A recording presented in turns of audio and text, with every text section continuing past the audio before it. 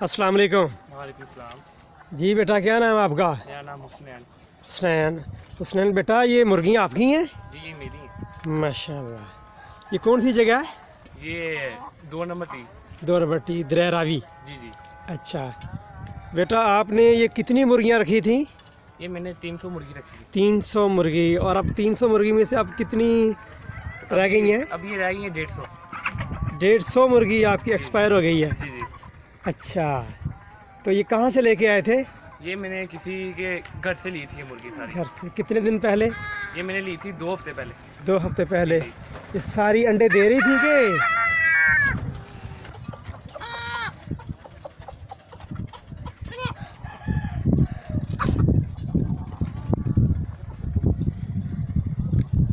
तो बेटा, आपका कैसा एक्सपीरियंस रहा इस काम में? इस काम में एक्सपीरियंस ये है कि जब तक आपको कुछ पता ना हो ना, तब तक आप ये काम ना करें। तो जैसे हमें नहीं पता था इन मुर्गियों के बारे में, तो अब इनको जैसे 100 बीमारियाँ हैं, हमने इनकी वैक्सीनेशन नहीं की हुई थी, जिसकी वजह से हमारी 150 मुर्गी मर तो गई। बेटा, ये एक मुर्गी कितने की आपको पड़ी थी? ये मुर्गी मुझे एक पड़ी थी 2800 रुपये की।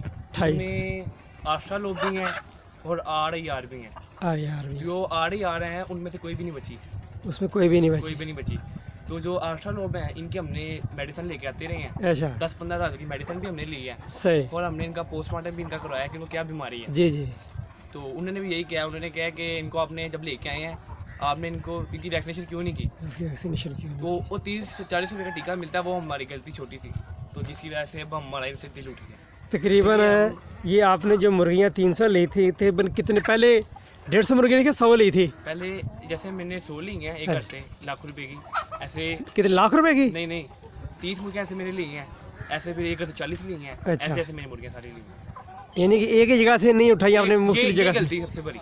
हाँ, और वैक्सीन भी टाइम पे नहीं कर पाए? वैक्सीन भी हमें टाइम। जी। ये हमने भी ना यूट्यूब से देख के ना कि ये मुर्गी डेली अंडा देती है, ये सब कुछ झूठ है। ये आप लोगों को जान के अपने जाल में फंसाते हैं।